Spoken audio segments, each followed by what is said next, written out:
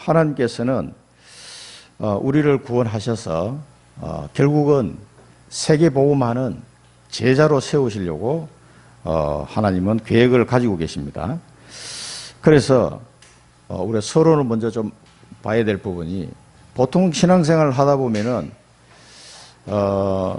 저도 장로교에서 안수집사가 됐습니다만은 많은 성도들이 구원의 확신도 사실 제대로 못 누리고 살아가는 경우가 참 많아요.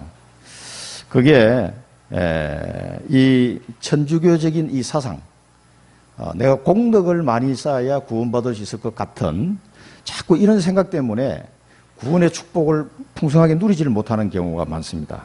그러니 제자의 축복을 받아 누린다는 것은 생각도 못하는 거죠.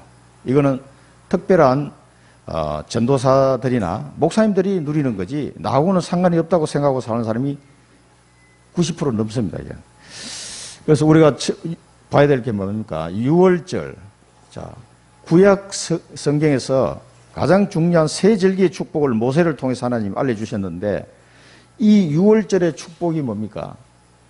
바로 어린 양의 피를 바른 집은 다 살았어요. 피 안 바른 집은 다 죽었습니다. 장자가. 그러니까 기준이 뭐냐 하면은 그 집안의 사람이 얼마나 착하게 살았느냐, 뭐 열심히 살았느냐, 공덕을 쌓았느냐, 그게 기준이 아니고 문설주에 피를 발랐냐 안 발랐냐, 그게 기준이란 말이에요. 이 비밀을 사람들이 모르고 있습니다. 예수 믿고 구원을 받았다고 하면서도 모르고 있는 거죠. 그래서 이 피가, 유월절의 어린 양의 피가 바로 예수 그리스도의 십자가 피를 상징, 예표하는 사건이었고, 이거를 통해서 그 노예 생활하던 애굽에서 구원을 받는 일이 이 유월절 사건을 통해서 이루어지는 거잖아요. 그래서 십자가 피로 말미암아 사단의 종되었던 우리를 완전 해방시키는 구원의 축복을, 죄로 말미암아 지옥 갈 수밖에 없는 우리를 구원시키는 그 어린 양의 피, 예수 그리스도의 피를 말하는 거죠. 그래서 이 십자가의 비밀을 믿는 자는, 그 십자가 지시고 부활하신 예수 그리스도를 믿는 자는 다 구원을 받는 거예요. 기준이 다른 데 있는 게 아니라는 사실이에요. 그러면은 요한복음 14장 6절에서 예수님은 뭐라, 내가 곧 길이요 진리요 생명이 나를 말고 쭉 하나님께로 올 자가 없다 그랬거든요. 오직 예수. 그래서 이 오직이라는 단어에 흔들리는 사람이 얼마나 많은지 모릅니다. 여러분 현장에서 사회 가면은 이런 부분을 확실하게 얘기해 줘야 됩니다. 오직 예수. 그리고 로마서 10장, 우리가 잘 아시는 구절이죠. 10장 9절에서 10절 보면, 너희가 네 마음, 네 입으로 예수를 주로 시인하고 또 하나님이 죽은 자 가운데서 그를 살리신 것을 네가 믿으면 구원을 받으리라. 사람이 마음으로 믿어 의에 이르고 입으로 시인하여 구원에 이르느니라. 이 비밀이 유월절의 축복의 비밀이란 말이에요. 그런데 이 구원에 대한 확신을 가지지 못하고, 나 구원받았나? 나는 천국 백성이 될 수 있나? 살아봐야 알지. 이런 식의 신앙관을 가지고 있는 사람이 굉장히 많아요. 우리가 천주교, 어제 윤 목사님도 잠깐 설명하셨습니다만은, 천주교에서 가르침이 뭡니까? 이 사람들은 그리스도 믿음으로 말미암아 50%, 나머지 50%는 내가 채워야 돼. 그러니까 죽을 때까지 내가 구원을 받을 수 있을지 없을지를 모르는 거예요. 그래서 굉장히 불안한 거예요. 이게 천주교 교리입니다. 그래서 공덕을 많이 쌓아야 된다, 그런 표현이 성경에 있긴 있어요. 이 사람들이 구원을 받기 위해서 공덕을 쌓는 게 아니라는 걸 모르고 있는 거예요. 그러니까 이게 모든 하나님 떠난 사람들의 생각 속에 사단이 심어놓은 사상입니다. 이게 똑같아. 이게 불교도 그렇고 뭔가가 공덕을 쌓아야 돼. 그래서 고행을 하고 뭔가가 나의 행위를 굉장히 강조하는 겁니다. 그 자체가 나쁜 건 아닌데 구원을 받을 수 있는 것하고는 전혀 상관이 없다는 것을 모른다는 게 문제예요. 이게 이제 천주교의 사상입니다. 그래서 천주교 이탈리아 그때 마향이 성교사님도 얘기했잖아요. 이탈리아 사람들이 죽기 전에 자기 재산을 그 바티칸에 다 바치고 죽는 사람이 대부분이에요. 그러니까 왜 그럽니까? 구원받으려고. 그동안 내가 살아온 게 찜찜하거든. 그러니까 헌금을 많이 하면은 교회에다가 헌금을 많이 드리면 이제 내가 공덕을 쌓는 것 중에 하나이기 때문에 그동안 내가 아무리 봐도 좀 찜찜해. 그래서 그 나머지 50%를 채우려고 다 바치는 거예요. 그러니까 이 천주교는 돈이 많아요. 그런 교리를 가지고 사람을 쥐었다 놨다 하기 때문에. 이게 얼마나 엉터리 같은 사상이지. 이 사단이 주는 사상이 이게 전 세계 우상숭배하는 사람이 다 똑같아요, 이게. 불교도 그렇게 하고 있습니다. 안 되는 거를 그렇게 고행해서. 그래서 중남미 이런 데 가보면은 왜 다 가톨릭이잖아요.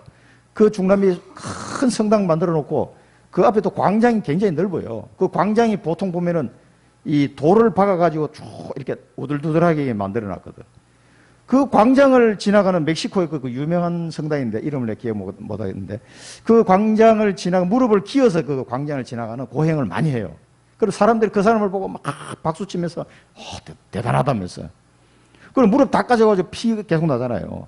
결국 루터도 그 짓 하다가 깨달았어요. 그래 이게 종탑까지 올라가는 거 계단을 무릎을 기어서 그 왜 무릎을 기어서 왜 올라갑니까? 그래 까져가지고 얼마나 아프겠어. 그러면서 루터 올라가다 가만히 생각하니까 그거 아니야. 성경 말씀이 딱 생각난 거야. 의인은 믿음으로 말미암아 살리라 같은 이 말씀이 딱 깨달아가지고 그때부터 생각을 달리하기 시작한 거예요. 루터가. 그러니까 완전히 사람을 바보로 만드는 사상이 천주교 사상입니다. 이게 교리가 그래요. 그런데 개신교, 우리 기독교에서도 정통 보수 신학이라고 하는 사람들 중에서도 요거보다는 진일보했지만은 다른 사상은 알미니안주의 해석이에요. 알미니안주의 해석. 이게 우리나라 장로교 통합책이나 감리교나 이런 사람들이 알미니안식으로 성경을 해석하는 거예요. 이거는 뭐냐면 예수 그리스도를 믿고 구원받았어. 그러나가 딱 붙습니다. 이 사람들은. 그러나 행위도 똑바로 해야 돼. 야고보서 봐. 야고보서 보니까 행함이 없는 믿음은 죽은 믿음이라고 했으니까 그런가? 이게 무슨 착각이냐면 절대 여러분 잊어버리지 마세요. 구원하고는 상관이 없어요. 이 왜 제가 세절기를 얘기하려고 그러냐면은 이게요 수장절하고 관계가 있는 얘기예요.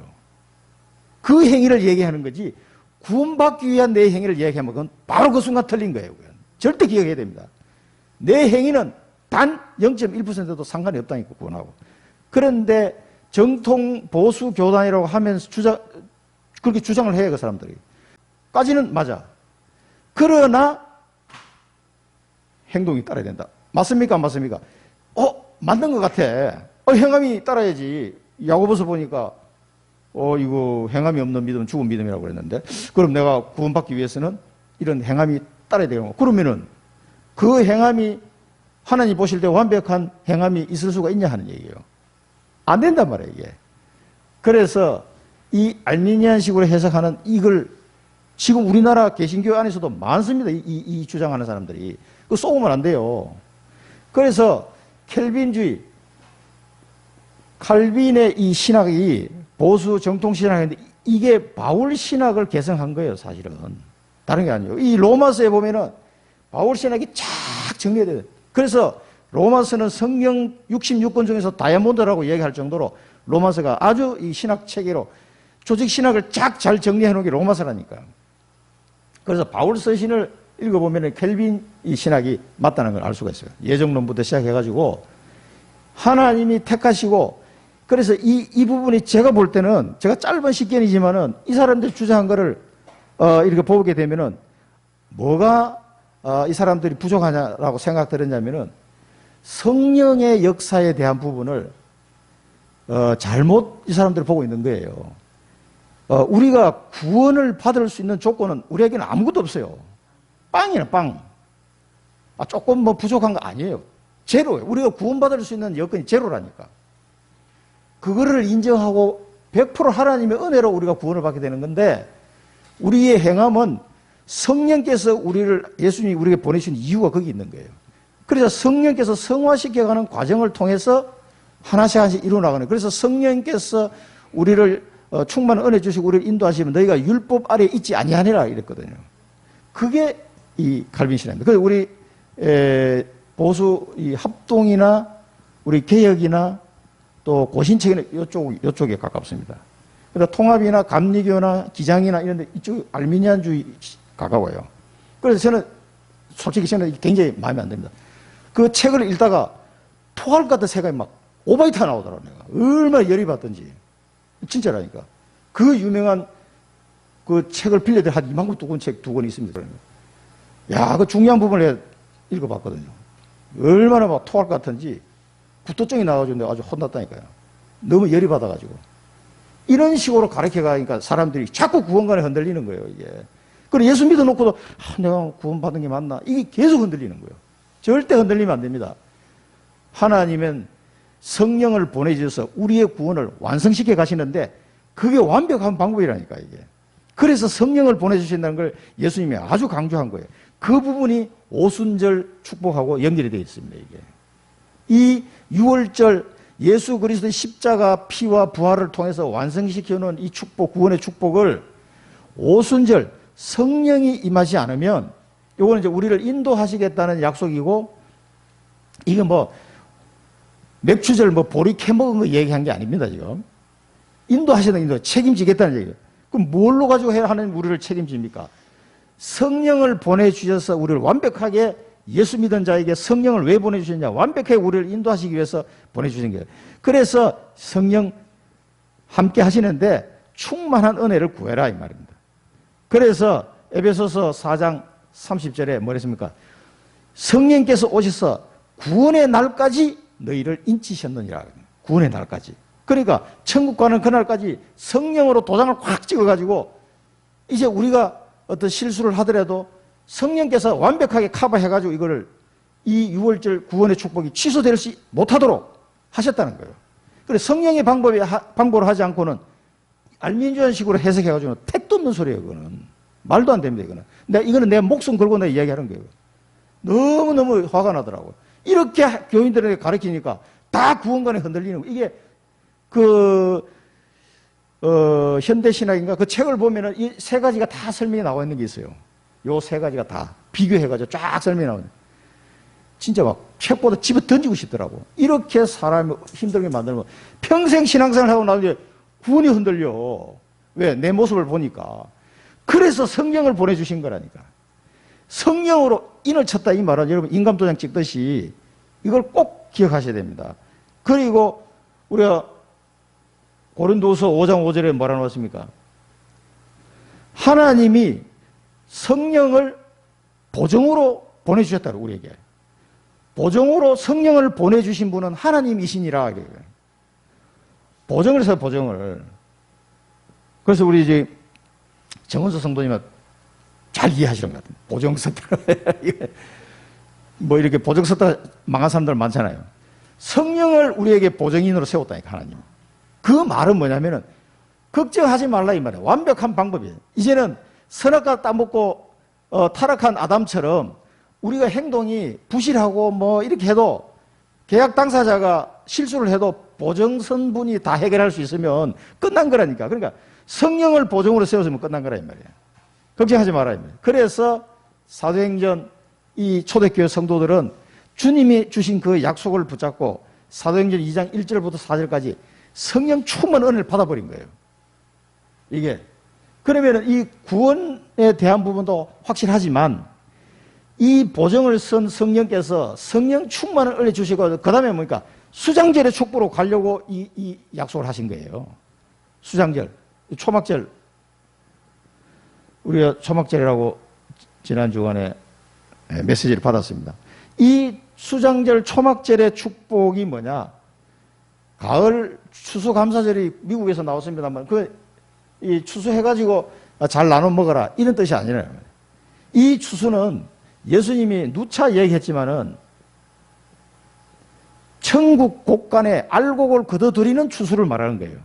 그래서 예수님이 누가복음 10장 2절에서도 뭐라고 그러셨냐면은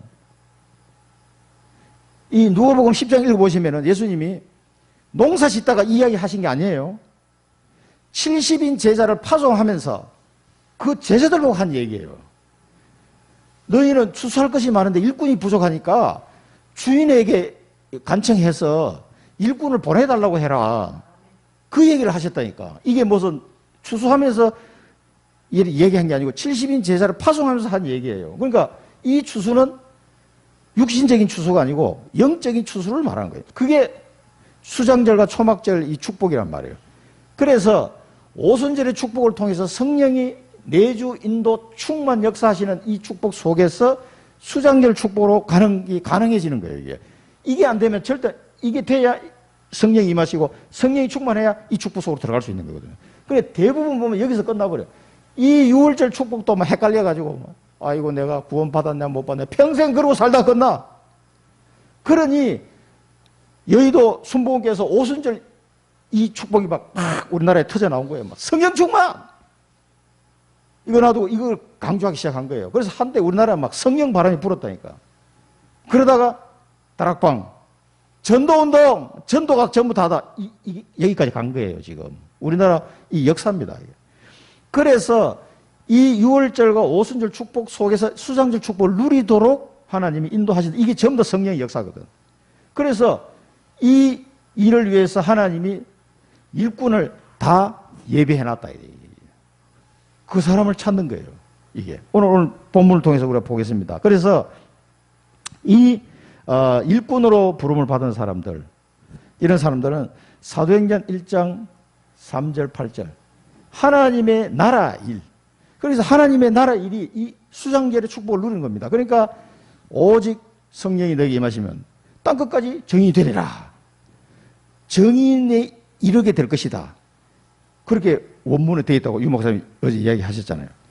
이게요, 이 언약을 안 잡을 수가 없는 거예요. 성령이 역사하시면 나도 모르게 이 언약을 딱 잡게 돼요. 이게 일꾼이요 제자입니다. 그런데 이 축복까지 가지를 못해.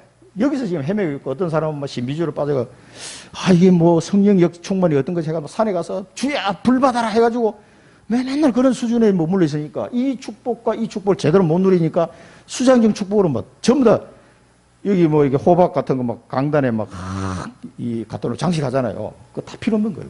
그걸 왜 합니까? 추수감사절에. 그 의미가 아니에요. 하늘 곳간을 채우는 수장절의 축복이다.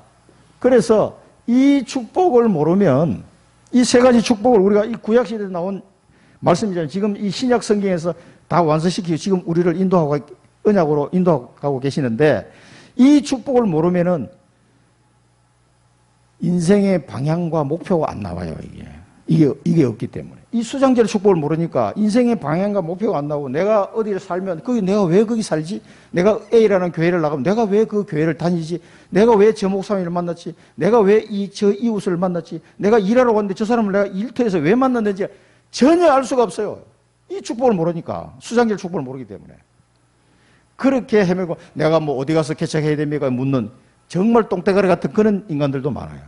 그리고 점치러 가는 사람도 있다고 하잖아요. 어디 가야 해야 될지 그걸 찾아야 되니까. 이런 바보 같은 행동을 하는 이유가 이 축복을 몰라서 그래요. 자, 이 바울이 하는 걸 한번 보세요. 제자 찾기. 이 제자는 그 오카나 목사님이 쓴 책에도 열심히 복음으로 잘 훈련시키면 제자가 된다. 그래 제자를 만들어라 이렇게 이야기하는데요. 그 틀린 말입니다. 그게 성경적으로 보면은. 그게 아니라 그 유 목사님 통해서 우리가 더 확인이 된 게 뭐냐면은 이 제자는 내가 만드는 것이 아니고 하나님이 예비해 놓은 그 제자를 찾는 거예요. 우리는. 이게 중요합니다. 그러면 하나님이 제자로 부르신 사람이 있어요. 단순히 그냥 구원받는 정도로 무리로 부른 사람도 있지만은 그 중에 상당수는 제자로 부른 사람이 있다니까. 이 사람을 찾는 건 이 바울의 모습을 한번 보시기 바랍니다. 유대인들이 무리를 충동해서 얼마나 충동질을 해놨는지 돌로 바울을 쳤어요. 돌로 쳐가지고 바울이 거의 막 여러분 돌로 머리를 때려보세요. 한 대만 맞아도 정신이 하나도 없을 텐데 그 피투성이가 됐을 거 아닙니까? 돌로 쳐가지고 거의 바울이 죽었다니까. 죽은 줄 알고 성 밖에다 버렸어. 이런 현상까지 갔습니다. 시외로 끌어내친이라 그랬어요. 바로 얼마 전에만 해도 신이 사람의 모양으로 해서 나타나셨다 해가지고 막 제사 지내러 어떤 사람들이 이 유대인들이 어떻게 충동을 했는지, 그러니까 그 아마 자기들이 섬기는 그 우상하고 관계된 것들을 엮어가지고 그거를 반대하는 사람이다 막 그렇게 했을 가능성이 많아요. 그 에베소 에서도 그 아데미 신전 섬기는 사람들이 막 그 충동질 했는 걸로 봐서는 틀림없이 그런 거 아니면 이 사람들이 이렇게 헷가닥 하기 어려워요. 그러니까 우상 문화가 그만큼 뿌리 깊게 내리기 때문에 그걸 건드려서 그거를 당신 그 우상 숭배를 다 없애려고 바울이 복음 들고 온 사람이야. 이 사람들 주장이 그런 거야. 이런 식으로 충고하니까 자기 밥줄하고도 관계되고 자기가 섬기는 우상하고도 관계되니까 막 열받아가지고 돌을 친 거예요. 이게. 신이라고 그랬던 사람이 갑자기 막 바울을 죽이려고 달려들었습니다. 이게요, 영적 전쟁입니다. 영적 전쟁. 영적 싸움이라고 표현해가지고는 부족해요. 영적 전쟁입니다. 그래서 여러분이 가문에서 또 여러분 가는 현장에서 우리 살고 있는 지역에서 반드시 영적 전쟁은 일어나게 되어 있습니다. 그래서 이 바울이 디모데 보고 한 말이 있어요. 자, 오늘은 이 더베까지 갔다가 쭉 다시 돌아서 아탈리아에서 배를 타고 이 수리아 안디옥, 오른쪽 수리아 안디옥까지 돌아가는 장면이 오늘 이렇게 나오고 있습니다. 디모데후서 2장 3절에 보면 바울이 디모데에게 뭐라고 그랬습니까? 너는 그리스도 예수의 좋은 병사로 나와 함께 고난을 받으라. 디모데에게 한 말이에요. 이게 바울이 죽기 전에 한 말입니다. 이게 디모데후서가 마지막 서신서인데 좋은 병사로, 그러니까 군인이로 군인. 너는 이제 그리스도의 군인이야. 영적 군사야. 그걸 지금 왜냐하면 영적 전쟁을 치러야 되니까 아마 바울이 이런 상태를 겪어봤기 때문에 저런 표현을 썼지 않나 싶어요. 이렇게 우리는 영적 전쟁을 치러야 할 영적 군사로 부름을 받았다. 이 사실을 꼭 기억하시고요. 이때 보니까 제자들이 이 루스드라의 제자들이 이미 많이 일어섰어요. 이 제자들이 둘러섰을 때 바울이 일어나 성으로 들어갔다가 이튿날 더베로 가서 그랬습니다. 이 돌에 맞아가 쓰러졌으면은 제자들이 큰일 났다 뭐 기도했을 거 아니에요. 있는데 바울이 깨어나서 일어났어. 그러면 내가 돌에 맞아가 정신이 하나도 없는데 어디 여인숙에 가서 내가 며칠 좀 쉬다가 또 더베로 가야 되겠다. 이렇게 해야 정상이잖아요. 근데 이 사람은 일어나자마자 바로 또 그 돌 맞았던 루스드라로 또 들어간 거예요. 이게 왜 이렇게 했겠습니까? 이렇게 한 이유가 있는 거예요. 이 사람은 오직 제자를 찾기 위해서 이 목숨을 걸은 겁니다. 이게. 일어나 성에 들어간 거는요, 바울이요, 목숨을 건 겁니다. 제자를 찾는데 목숨을. 이 루스드라에 어떤 제자가 있으면 16장, 사도행전 16장 1절 2절을 보면 바울이 더베와 루스드라에도 이름에 거기 디모데라 하는 제자가 있으니 그 어머니는 믿는 유대 제자요 아버지는 헬라인이라. 디모데는 루스드라와 이고니온에 있는 형제들에게 칭찬받는 자니. 그래서 이 디모데를 키워가지고 고린도 교회도 보내고 여러 군데 파송을 합니다. 정말 이 바울 신학을 제대로 전달할 수 있는 제자가 디모데예요. 이 몇 명 안 돼, 이 사람. 그러니까 디모데를 이 교회에 보내서 이 양육하게 만들고 또 저쪽 위험하다면 저쪽 교회를 또 보내서 또 양육하고 계속 여러 군데 보냅니다. 성경에 보면.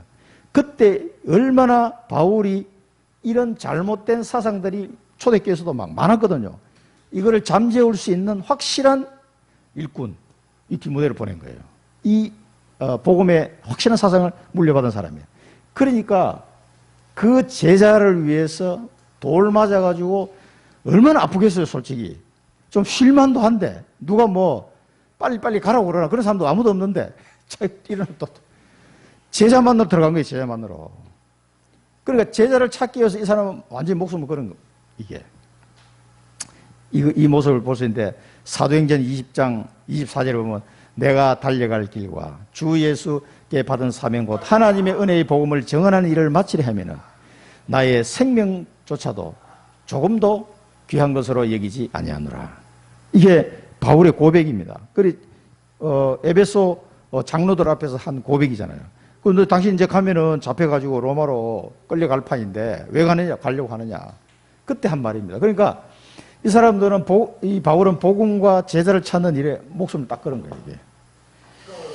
이런 모습을 우리가 그만큼 예수님이 추수할 일꾼을 보내달라고 간청해라 하나님께 라고 하는 말씀을 제대로 사실은 행동으로 이 언약을 붙잡고 간 사람은 바울이에요. 이 목숨을 걸고 움직이는 걸 볼 수 있습니다. 일단 더베로 가가지고도 이튿날 더베로 가가지고도 또 복음을 전합니다. 복음을 전하고 많은 사람을 제자로 삼고 이 더베로 가가지고도 많은 사람을 제자로 삼습니다. 그러니까 어디를 가든지 바울이 가는 데는 꼭 제자라는 단어가 꼭 나와요. 이게 유목사 목사님이 집중해서 보고 있는 이 다락방 전도 전략이에요. 이 복음을 받고 난 뒤에 하나님이 예배하는 일꾼은 눈빛이 달라져요. 그 사람을 잘 찾아내더라고요. 이 바울은. 이 부분이 굉장히 중요합니다. 이 제자를 찾지 않으면 이 복음운동이 지속이 안 되기 때문에 이 제자를 찾아 중요합니다. 그러면은 여기서 일대지에서 시간이 좀 갔습니다만은 예수님이 제자에 대해서 몇 가지 하신 말씀이 있어요. 우리 사복음서에 나와 있는 예수님이 마가복음 3장 13절 15절에 뭡니까? 또 산에 오르사 자기가 원하는 자들을 부르시니 그 제자는 예수님이 원하는 자를 주님이 원하는 자를 부르셨답니다. 여기 앉아 계신 분들이 주님이 원해서 부르신 자들이다. 이걸 꼭 기억하시기 바랍니다. 그리고 자기와 함께 있게 하기 위해 임마누엘 축복이죠.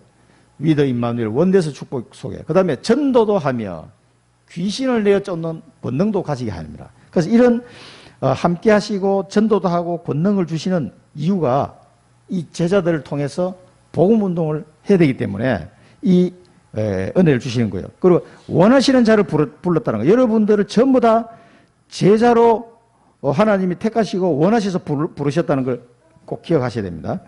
그 다음에 마태복음 16장 24절에 보면은 제자들에게 이르시되 누구든지 나를 따라오거든 자기를 부인하고 자기 십자가를 지고 나를 따를 것이니라. 그러니까 자기를 부인하기가 쉬운 사람은 뭐냐면은 별로 직위가 높지 않은 사람은 자기를 부인하기가 쉬워요. 근데 직위가 높거나 뭔가를 좀 가졌거나 뭐 아주 그런 상태에 있는 사람은 자기를 부인하기가 어려워. 예를 들어서 문재인 대통령 보고 그 대통령이지만 그거 다 그만두고 그리스도의 제자로 따라오시오 하면은 그 대통령의 직을 버리고 따라가기가 쉽겠습니까? 어렵겠습니까? 굉장히 어렵죠. 얼마나 귀한 자리인데. 그래서 뭐 별로 뭐 가진 게 없는 사람은 부인하기가 쉬워. 뭐 어차피 뭐 별 거 없으니까 금방 부인하고 주님을 따라갈 수 있는데 이게 뭔가가 많은 사람은 높은 사람은 부인하기가 어렵습니다. 굉장히 학식 많은 박사님 보고 당신 그 박사 버리고 예수님을 따라가시오 하면은 따라가기 어렵단 말이에요. 그래서 예수님이 12제자도 보면은 대부분이 크게 부인하기 어렵지 않은 사람들이 대부분 많아요. 그 중에 안 그런 사람도 있습니다. 한두 사람이 있었습니다만은. 그 다음에 자기 십자가를 지고 나를 따를 것이냐. 그러니까 자기 십자가가 있는 사람은 2판 4판이야. 어차피 이거 뭐 안 되는데 그거 지고 따라가야 하는 거지. 길이 없어. 다른 길이. 그리 따라가는 거예요. 그래서 예수님이 제자들에게 한 말이에요. 자기를 부인하고 자기 십자가를 지고 따라오너라. 이게 제자의 조건입니다. 사실은. 이런 부분을 좀 잘 묵상하시기 바라고요. 누가복음 14장 26절은 뭐라고 했습니까? 물은 내게 오는 자가 자기 부모와 처자와 형제와 자매와 더욱이 자기 목숨까지 미워하지 않으면 능히 내 제자가 되지 못하고 그랬습니다. 그러면 이런 말을 쓰면 뭡니까? 아니 부모하고 처자하고 형제를 다 미워하라는 얘기냐? 내 목숨까지도 미워하라는 얘기냐? 그 말이 아니란 말이에요. 그런데 예수님이 제자로 따라가려고 그러면 여러분의 인간관계잖아요. 가장 나를 도와줄 수 있는 그런 인간관계를 의지해서는 예수님이 제자가 될 수 없다는 얘기입니다. 그래서 여러분들이 뭐 그렇잖아요. 어떤 아들은 뭐 재벌 아들은 아버지 재산 때문에 뭐 요즘 엄마 찬스 아빠 찬스가 많던데 그런 걸 의지하는 수준 가지고는 예수님 제자가 될 수 없다는 얘기예요. 이 말이 그 말입니다. 그러니까 모든 내 가족이나 친척 뭐 어떤 그런 내 배경이 되잖아요. 그런 배경을 의지해 가지고는 주님의 제자로 따라갈 수가 없다는 거 다 버려야 돼요. 그걸 미워해야 돼요. 자기 목숨까지도. 그렇게 하지 않으면 제자가 될 수 없다. 그 다음에 누가복음 14장 33절에 보면은 재산에 대한 얘기도 해요. 이와 같이 너희 중에 누구든지 자기의 모든 소유를 버리지 아니하면 능히 내 제자가 되지 못하라. 돈을 다 버리라는 얘기냐? 그게 아니라 네가 가진 그 재산 의지해 가지고는 내 제자가 될 수 없다는 얘기입니다. 그거는 있어도 되고 없어도 되고 그 정도 돼야 된다는 얘기예요. 그 다음에 요한복음에 보면은 15장 8절에 너희가 열매를 많이 맺으면 내 아버지께서 영광을 받으실 것이요 너희는 내 제자가 되리라. 열매를 많이 맺는 사람. 그 다음에 마태복음 마지막으로 4장 19절에 뭡니까? 사람을 낚는 어부가 되게 하리라.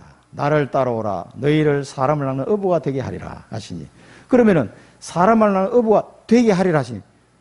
그래 나를 따라오라 하시는데 어떤 조건을 얘기한 게 아니에요. 그 사람을 낳는 어부 되게 해서 네가 학력은 뭐 대졸 이상 뭐 이런 어떤 조건을 얘기한 게 아니라니까. 그냥 네 있는 형편 그대로 나를 따라오면 된다는 거예요. 그 하나님이 만드시겠다는 거예요. 그러니까 우리가 내가 아는 집사님도 참돔 낚시를 너무 좋아해가지고 바다에 가서 참돔 낚시를 하는데 그 재밌냐니까 참돔이 올라올 때 그 손맛 짜릿하고 막 너무 좋다는 거예요. 그러니까 참돔 낚시 하나 해도 그렇게 짜릿하고 좋은데 여러분 사람을 한번 낚아보십시오. 진짜 내가 복음 전한 그 한 사람이 생명의 힘을 얻고 쫙 살아나는 모습을 볼 때 그 손맛, 그 맛을 본 사람은 이 사람을 낚는 어부가 뭔지 이해가 되죠. 이게. 이런 부분들이 예수님이 하신 말씀을 몇 가지 우리가 봤습니다. 이런 제자의 모습을 여러분 묵상하시면서 하나님이 나를 제자로 부르셨구나. 이걸 기억하시기 바랍니다. 주님이 원하시는 자를 부르신 거예요. 자, 여기서 우리 언약을 잡아야 될 게 뭡니까? 내가 이 제자가 돼야 됩니다. 내가 제자가 되면 숨겨둔 제자. 예수님이 숨겨둔 제자십니다. 하나님이 숨겨둔 제자를 찾을 수 있다. 이 언약을 잡으셔야 돼요. 내가 제자가 되면 숨겨둔 제자 찾을 수 있다. 이 보입니다, 이게. 숨겨둔 제자가 보입니다. 우리 복음을 전해보면요. 그 사람이 반항하는 모습을 보면서 하나님이 이분은 제자로 숨겨놓은 분이구나. 이거 알 수가 있어요. 아니다. 이분은 그냥 무리 정도로, 그냥 영접하는 정도로 끝날 사람이구나. 이런 거를 어느 정도 캐치할 수가 있습니다. 내가 제자가 되면은 숨기둔 제자를 찾을 수 있다. 그 다음에, 바울이 뭐라고 하면 제자 양육. 이 제자 양육하는데 이거는 시스템이에요, 시스템. 여기 보시면은 루스드라, 이고니온, 안디옥으로 돌아가서 쭉 복음 전했던 지역을 쭉 돌아가면서 뭘 했습니까? 제자들의 마음을 굳게 했다 그랬어요. 제자들의 마음. 마음을 굳게 하고 믿음에 머물러 있으라. 이 마음이 흔들릴 수 있기 때문에 여기서 우리가 그러면은 이 제자들의 마음을 굳게 하고 믿음에 머물러 있도록 한 그 내용이 뭔지를 한번 보고 넘어가야 되겠습니다. 마태복음 6장 33. 그러면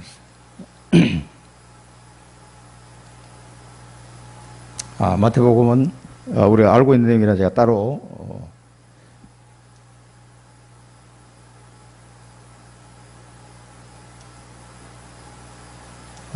여기까지 했죠. 예. 마태복음 6장 33절은 뭡니까? 너희는 먼저 그의 나라와 의를 구하라. 그러니까 이 제자들의 마음을 굳게 하고 믿음에 거하도록 하는 내용은 무엇을 먹을까, 무엇을 입을까, 무엇을 맞아 그거 염려하지 말고 그의 나라와 의를 먼저 구하라. 이런 때 뿌리를 내리도록 도와주는 거예요. 그래서 주는 그리스도시요 살아계신 하나님의 아들이십니다. 오직 그리스도만 붙잡아라. 그 다음에 마태복음 28장 18절 20절에 모든 민족을 제자로 삼아라. 항상 너희들과 하늘과 땅의 모든 권세를 가진 그 주님이 항상 너희와 함께 할 것이다. 그렇게 해서 믿음에 거하도록. 그 다음에 사도행전 2장 1절에 4절 성령 충만한 은혜를 입어라. 그리고 고린도후서 5장 5절 성령의 보증을 섰다. 성령께서 보증 섰기 때문에 아무것도 염려하지 마라. 이게 제자들의 마음을 굳게 하고 믿음 가운데 거하게 하는 내용들이다. 저는 그렇게 묵상을 해봤습니다. 이 제자들이 여러 가지 어려운 환경 때문에 흔들릴 수 있기 때문에 이렇게 막 이상한 소리 해가지고 충동해서 바울을 돌로 친 사람들이 그 제자들을 할 때는 어떻게 상대했겠어요? 저것들 말이야. 저 바울 따라다니는 것들 하면서 얼마나 막 말도 안 되는 소리를 많이 안 했겠어요? 근데 그 제자들이 마음을 굳게 하고 믿음을 거할 수 있도록 이런 말씀들로 세웠을 것이다 이렇게 생각됩니다. 하나님의 나라에 들어가면 많은 환난을 겪어야 할 것이다. 이 환난에 대해서도 로마서 5장에 바울이 이야기를 했죠. 이 보정 고린도후서 5장 5절이고요. 로마서 5장 3절 4절 보면 다만 이뿐 아니라 우리가 환난 중에도 즐거워하나니 이런 환난은 인내를, 인내는 연단을, 연단은 소망을 이루는 줄 알미로다. 이 소망이 뭡니까? 로마서에서 말한 이 인내와 연단을 통한 소망. 나의 CVDIP 아닙니까 이게? 하나님이 내게 주신 소망이에요. 내가 만든 소망이 아니고. 내가 이 복음의 비밀을 잘 몰랐을 때는 전부 다 내 계획, 내 목표 가지고 살았지만은 이제는 하나님이 주신 소망을 마음에 담고 그것을 이루려고 달려가는 거죠. 그래서 인내와 환난과 인내와 연단을 통해서 즐거워하는 겁니다.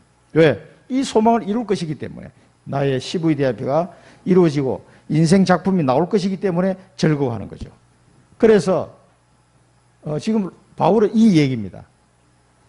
하나님 나라에 들어가려면 이거 구원받기 위해서 환난을 받는 이렇게 또 생각하면 안 됩니다. 이거는 지금 6월절 오순절 지나서 지금 수장절 축복을 얘기하는 건데 많이 오해를 해요 이게 사람들이. 하나님 나라에 하나님 나라에 들어갑니다. 구원받으려면 환난을 받아야 되는 복음 때문에 그런 의미의 환난이 아니라니까. 수장절, 수장절 축복을 받기 위한 환난을 말하는 겁니다. 이 복음을 땅끝까지 전해야 되는데 환난이 있을 수 없죠. 그 환난을 기뻐해라. 그래서 각 교회에 이런 환난을 기쁘게 받으면서 그럼 이제 믿음으로 기다리라 그랬는데 각 교회를 세웠습니다. 자, 이 시스템을 준비하면서 뭐라면 장로들을 세워서 장로들을 세워서 금식기도 하고 믿는 주께 그들이 믿는 주께 그들을 위탁하고 갔다 그랬어요. 자, 여기 보면은 초대 교회에 바울이 계속 지역마다 들어갔던 데가 어딥니까? 각 지역 가는 곳마다 유대인의 회당이 들어갔어요. 회당.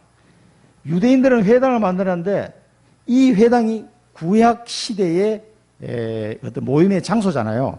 이 회당이 드디어 바울을 통해서 전 이방 나라에 교회가 세워지는 이런 일들이 이제 벌어진 거예요. 1차 선교 여행에서 지금은 우리가 교회 그러면 뭐 당연하게 생각하지만 유대인들의 회당밖에 없었어요. 하나님을 섬기는 장소가 사실은. 그런데 신약 시대에 들어오면서 이제는 교회가 세워진 거예요. 이게 지금 보통 일이 아닙니다. 이게 여러분 볼 때는 뭐 각 교회가 세워졌나 보다 하지만 처음으로 선교 여행을 가서 이방 나라에 교회가 세워진 거예요. 유대의 땅에는 예루살렘 교회가 있었지만은 전 안디옥부터 시작 다른 이방 지역은 전혀 유대인들 회당밖에 없었단 말이에요. 드디어 예수님이 말씀하셨던 그 교회가 드디어 세워지기 시작했다. 우리가 마태복음 16장 18절에 보면 뭐랬습니까? 또 내가 네게 이르노니 너는 베드로라. 내가 이 반석 위에 내 교회를 세우리니 음부의 권세가 이기지 못하리라. 그래서 그리스도 고백했는 베드로에게 이 말씀을 주셨는데 드디어 바울을 통해서 하나님이 이방 나라에 교회를 세우는 일이 벌어진 거예요. 굉장히 중요한 시간표입니다. 그래서 이제는 바울이 가면은 회당으로 안 가고 이 교회가 세워진 데로 가면 교회로 가요. 또 디모데를 이 교회로 파송해가지고 그 교회를 중심으로 사람들이 모이는 거예요. 이게 예수 믿는 사람들. 그 사람들을 통해서 복음운동을 일으키고 교회가 없는 데는 어디로 가면 회당으로 들어갔어요. 교회가 있을 때는 이제 교회 중심으로 움직여요. 그래 이제는 구약 시대에서 신약 시대로 넘어가는 이 회당은 뭡니까? 안식일 날 모이는데 교회는 뭡니까? 안식 후 첫날 예수님이 부활한 날 기념으로 모이기 시작한 거예요. 이 교회 이 차이점이죠. 그래서 교회라는 시스템을 예수님이 그렇게 만든다고 말씀하셨는데 실제로 바울을 통해서 이방 나라의 교회가 쫙 시스템 세워지고 그리고 누구를 세워요? 장로들을 세워요. 장로들. 여기 계신 분들 다 장로가 되셔야 될 분들이니까 기도하고 준비하라니까요. 이 장로들을 세워서 그 교회를 다스리게 했어요. 왜냐하면 목회자가 이게 뭐 완전 부족한 시절이기 때문에 그 장로들을 통해서 세워나갔다. 그래서 유채훈 목사님이나 또 김동근 목사님이 교회 행정을 하는 걸 보면 제가 많이 참고가 됩니다. 그러니까 유채훈 목사님이 다민족 교회가 한 1000명 정도 이게 모이잖아요. 그때 강의할 때 그 얘기 하시더라고. 이제 지교회를 이제 많이 열렸어. 전 지역에. 근데 그 지교회 담당자, 권사님이 지교회 책임자야. 그 권사님 통해서 막 역사가 일어나니까 그 지교회 이루어지잖아요. 근데 그 지교회 안에 누가 오냐? 장로님도 오고, 안수 집사님도 오고, 막 권사님도 오고, 이렇게 모인단 말이에요. 그러니까 유채영 목사님 가만히 생각하니까 이게 좀 안 되겠거든. 왜? 그래서 자기는 하나님께 지혜를 주셔가지고 지교회 담당 권사님이나 장로님들은 전부 다 전도자로 다 임명을 해버린 거예요. 그 담임 목사님 임명할 수 있거든. 전부 다, 아니 그 왜 중직자를 세우라 그랬는데 왜 그렇게 합니까? 그 질문해서 누구 학생이 그랬더니 하늘 가보니까 권사님이 그 지교회 리더인데 그 밑에 장로님도 있고 권사님도 있고 안수집사님도 있고 막 있다 보니까 이게 뭐 니도 권사고 나도 권사인데 이런 어떤 분위기가 좀 있다는 거예요. 그래서 아예 직분을 바꾸고 이 사람은 우리 교회 이 지교회를 담당하는 전도자다 이렇게 딱 전도사로 임명을 해버린 거예요. 그 사람이 신학을 따로 하지도 않았지만은 그 속에 일어나니까 그냥 뭐 사례도 주고 이런 식으로 지교회 담당자 전도사로 바꿔버렸다고 그러시더라고요. 그러니까 좀 조용해지더라고요. 해보니까 뭐 말이 많아. 뭐 너도 권사고 나도 권사한다면서. 그럴 때 그래가지고 아예 자기 교회는 지교회 책임자는 전부 다 전도사로 다 임명을 다 해버렸대요. 그리고 김동건 목사님도 저하고 같이 공부했던 안향숙 그 준목 이분이 저보다 3살 많은 누님이었어요. 이분이 안양동부교에서 오셨는데 이분이 안양동부교회 교구를 담당하고 있어요. 전체를. 그 안양동부교회에서 김동건 목사님이 그분을 권사님에서 전도사로 발령을 해버린 거예요. 임명을 해버렸어. 그래 전도사가 돼가지고 이제 하는데 많은 사람들이 오잖아요. 그 전도사님이 담당하고 있는 교구의 교인이 150명 정도 돼요. 그러니까 한빛교회보다 더 크단 말이에요. 그런데 이분은 혼자서 이걸 다 관리하는 거예요. 중직자들하고 같이. 그러니까 김동근 목사님이 그 안양숙 전도사님 보고 전도사님 RT에서 들어가라. 그 연구원 과정 빨리 들어가라. 아유 난 나이도 많고 안 들어갈래요. 여기. 뭔 소리 한 거야. 그렇게 계속 미루다가 나중에 김동근 목사님이 막 화를 내시더래. 안 들어간다고. 그래가지고 할 수 없이 자기 들어왔더니 그 들어왔을 때가 61세예요. 들어왔을 때가. 그러니까 그 이 늦은 나이 어떻게 돌아갑니까? 그 저한테 얘기를 해주시더라고. 나는 안 들어가려고 그랬는데 목사님 그래 왜 그러냐면 김동건 목사님은 나름대로 생각이 있으신 거예요. 그 이분을 세워서 왜 사역을 너무 잘하시니까 한 150명 되는 그 교회 인원들을 잘 복음으로 양육하고 잘 사역을 너무너무 이쁘게 잘하시니까 안수까지 받아라. 졸업해서 안수까지 받아야 돼. 아유 나는 안수는 안 받을랍니다. 뭔 소리야? 당신은 목사로 안수를 받아야 돼. 이 나이에요. 나이가 무슨 상관이야? 건강이 따르면 그 복음운동 해야지. 그래. 하다가 밀려가지고 오신 거예요, 이분이. 진짜 내가 대화를 해보면은 굉장히 스마트해요. 학력이 그렇게 뭐 좋지도 않으신데도 아주 그 말씀하는 거 딱 들어보면은 아주 차분하면서도 사역을 잘 하시더라고. 그 교우가 한 몇 명이 됩니까? 한 150명 정도 됩니다. 이거 우리 한빛교보다 더 큰데. 그 한 분이 하니까 그만큼 하고 계시더라고. 그런 분들은 아예 목사 안수까지 받게 해가지고 다른 사람들이 말이 안 나오게 하려고 이제 그러니까 쉽게 하면 이제 리더로 세우시려고 목사님 그렇게 행정을 그렇게 하신 거예요. 그리고 뭐 사례비는 얼마 받고 있으면 이건 내가 꼬치꼬치 다 물어봤지. 그래서 이야기를 딴 데 이야기하지 마세요. 나한테 살짝 이야기해 주시더라고. 그래서 지금은 요렇고. 이거 내가 나중에 교회를 하게 되면 참고하려고 그런 거니까 쭉 얘기를 들었죠. 이렇게 큰 교회는 이렇게 하고 있구나. 그래서 유치원 목사님 교회나 김동훈 목사님 동부교회나 그렇게 하고 있더라고요. 그런 것들을 많이 참고해야 됩니다. 이 장로들을 세워서 이때 초대교회 장로들은 지금은 거의 뭐 목사님들과 같은 레벨이라고 보시면 돼요. 이 장로들을 통해서 왜냐하면은 뭐 신학교도 없고 목회자도 없던 시절이기 때문에 교회를 맡겨서 이렇게 시스템을 세워나간 겁니다. 이게 다 복음 운동을 위해서 하는 거죠. 우리가 붙잡아야 될 미션입니다. 나의 12 대표를 찾고 그래서 나의 12 대표를 찾는 것은 하나님의 명령입니다. 명령. 반드시 찾고 이걸 붙잡고 24시 기도 속으로 기도하는 중직자 제자가 되어야 됩니다. 그래서 중직자 제자는 그리스도의 제자가 되어야 되고 그 교회 담임 목사님이 제자가 되어야 되고 돼야 됩니다. 안 그러면은 이 전도운동에 방해가 될 수 있기 때문에 그렇습니다. 네가 잘났냐 뭐 그런 뜻이 아니에요.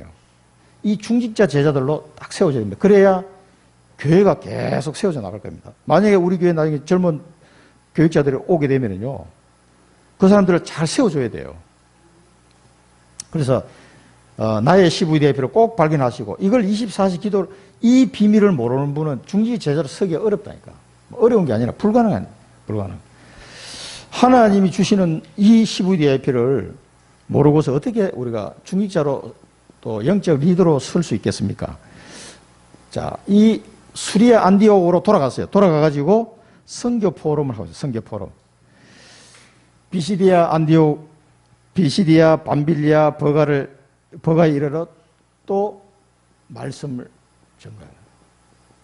그러니까 이 바울은 가는 곳마다 복음을 전하는. 아탈리아 수리아 안디옥에 이르러. 그러니까 이제 원래 출발했던 그 안디옥 교회가 있는 수리아 안디옥으로 지나왔죠. 와가지고 그 일을 위하여 전에 하나님의 은혜에 부탁하던 곳이다. 이 버가의 말씀을 전하고 안디옥 교회로 복귀했습니다. 그래서 이제 자신을 파송해주고 또 기도해주고 물질로 헌신했던 제자들과의 다시 만남이 이루어진 거죠. 그래서 저는 우리 강성수 선교사님 이 선교 갔다 오시면은 항상 저한테 연락이 와요. 그러면 제가 분당에 있을 때 둘이 만나가지고 같이 오랜만에 식사도 하고, 그 다음에 커피숍에 이동해. 커피숍에 가가지고 선교 포럼 합니다. 근데 얼마나 은혜가 되는지 몰라요. 3시간 동안 앉아가지고 중년 남자 둘이 앉아가지고 3시간 동안 무슨 연애하는 것도 아니고 선교 포럼을 하는데 그때 질문도 하고 또 이런 부분 또 서로 막 주고받으면서 그때 이래 갔는데 하나님이 이렇게 하셨고 하나님이 하신 것을 나눌 때요 얼마나 은혜가 되는지 모릅니다. 이게 선교 포럼입니다. 이 제자들과의 만남을. 그래서 여기 이제 성경에는 보고라고 되어 있는데요. 여기에 이제 요즘 우리말로 하면 포럼이죠. 선교 포럼. 보고하면서 하나님이 함께 행하신 모든 일과 하나님이 자기들과 함께 행하신 모든 일과 하나님이 어디 지러 갔더니 하나님이 누구를 예배해 놓고 그 사람을 만남을 통해서 어떻게 복음의 문이 열리고 어떤 시스템이 세워지고 이런 게요 얼마나 재밌는지 몰라요. 지금도 바울이 겪었던 이 축복이 우리 다락방 선교사님들을 통해서 계속 일어나고 있습니다. 그 싱가포르 선교사 우리 1호 선교사 나갔던 정지태 선교사님도 그때 알테에서 와가지고 그 강의를 하시고 또 우리 해외에서 온 우리 학생들 모아가지고 따로 하는데 그때 제가 임원이라서 이제 저도 참석을 해 들어봤거든요. 쭉 선교를 시작할 때부터 시작해서 지금까지 있었던 일들을 쫙 이렇게 얘기를 해 주시더라고. 야, 근데 이 슬라이드 비춰가면서 인도네시아, 방글라데시 또 하여튼 이 동남아시아 지역에 일어났던 일들을 하나님이 하시지 않고는 저렇게 될 수가 없어요. 하나님이 함께 행하신 일들을 쫙 간증을 하시는데, 야, 진짜 은혜됩니다. 그러니까 해외에서 우리 랩런트 알테스 학생들이 막 딱 은혜 막, 나도 저는 선교사를 이제 가야지. 다들 이제 선교사를 가야 될 친구들이니까. 너무 은혜되더라고. 이런 보고를 하는 거예요. 이 선교 프로그램. 그래서 선교에 대한 눈이 엄청 열립니다. 선교 인턴십. 이방인들에게 믿음의 문을 여셨다. 이 이방인들에게 믿음의 문을 여셨다. 이런 일들을 쫙 보고하는 거예요. 그래서 이게 아주 중요한 선교 인턴십입니다. 우리 강성민 선생님이 몇 번 우리 교회 오셔서 이렇게 선교 갔다 오신 얘기도 하시고 슬라이드도 보여주시겠는데 얼마나 은혜가 됩니까? 근데 중부 임마누엘에 가서도 몇 번 하셨어요. 근데 다 은혜 받으시더라고. 왜냐하면 하나님이 함께 행하신 일이기 때문에 그렇습니다. 사람이 한 게 아니고. 어떻게 말씀을 붙잡고 어떻게 인도를 받았는데 그 현장에 하나님이 어떤 일을 행하셨고 어떻게 문을 여셨고 어떤 시스템을 세워 나가시는지. 다음에 이제 코로나 때문에 이제 초대를 못해서 그런데 한번 또 초대해서 선교 현장에 좀 인턴십을 가지려고 합니다. 사도행전 9장 15절에 하나님이 바울에게 주셨던 그 언약이 이제 성취된 거예요. 주께서 이스라엘 가래 이 사람은 내 이름을 이방인들과 임금들과 이스라엘 자손들에게 전하기 위한 택한 나의 그릇이다. 그러니까 이 이방인들에게 복음을 전했다. 이 1차 선교 여행을 가면서 바울이 다메섹에서 쓰러져가지고 눈이 안 보이고 이런 상황에서 아나니아한테 전달받은 저 언약이잖아요. 그 언약을 평생 잊을 수 있겠습니까? 그걸 가슴에 간직하고 있는데 이방인들의 문을 하나님이 쫙 여시는 거예요. 하나님이 나를 택하셔가지고 결국 이 일을 하게 하시는구나. 얼마나 이 말씀이 생각났겠어요? 아나니아가 전달해줬던 그 언약이 이방인들이 이렇게 하나님의 언약을 주셨는데 하나님 이렇게 이방인들의 문을 열어주셨다.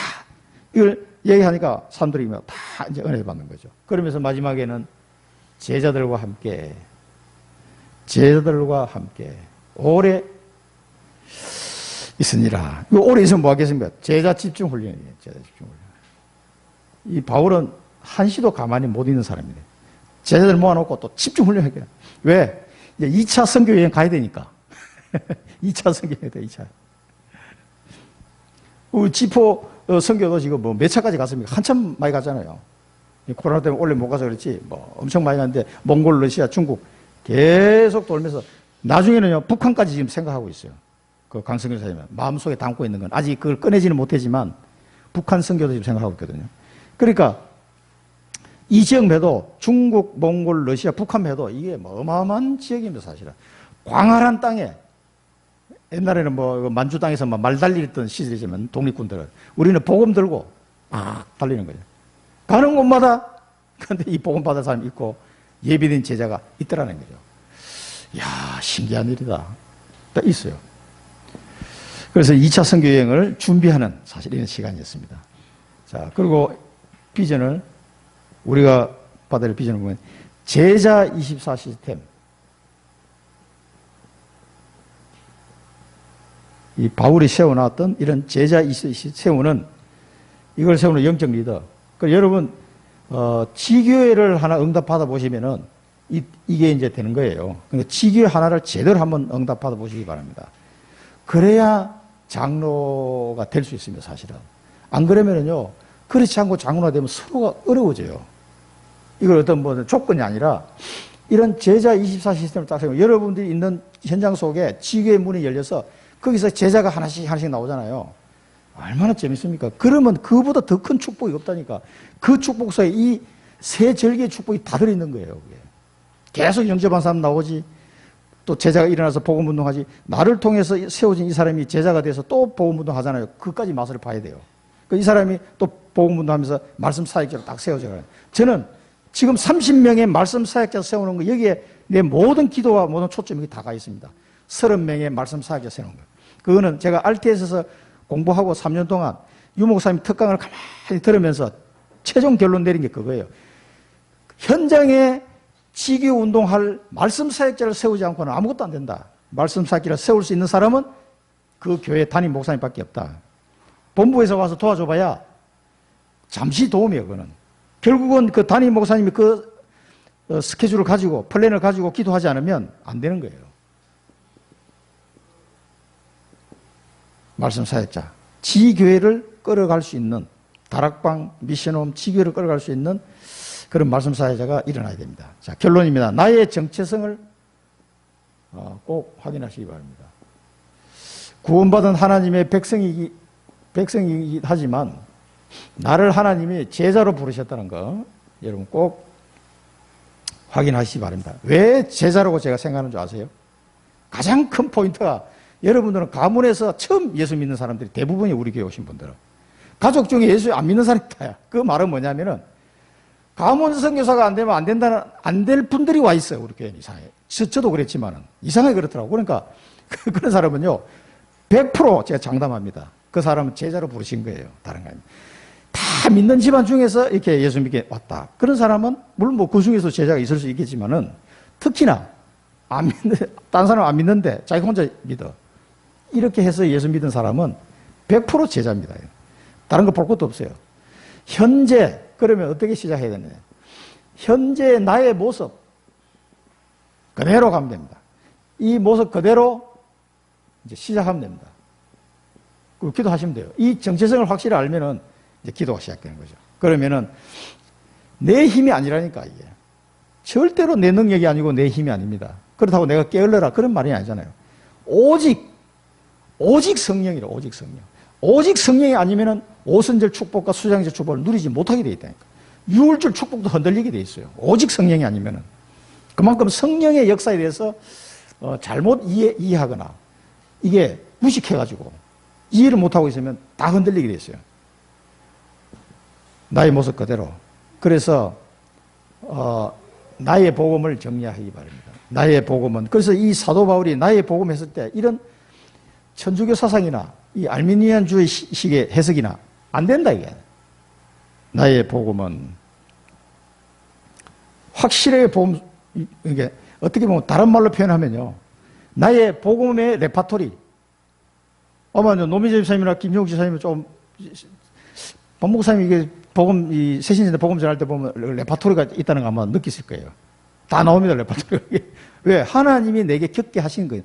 그 겪는 일들을 통해서 하나님이 내게 그리스도를 각인시켰기 때문에 그 말이 나올 수밖에 없어요. 그게 나의 복음은 내가 겪은 그리스도를 말하는 겁니다. 그러면서 성경 말씀을 같이 전달해 주는 거예요. 나의 복음은 이게 있어야 됩니다. 그 다음에 나의 기도 시스템이 있어야 됩니다. 나의 전도. 이 플랫폼이 준비되어야 된다.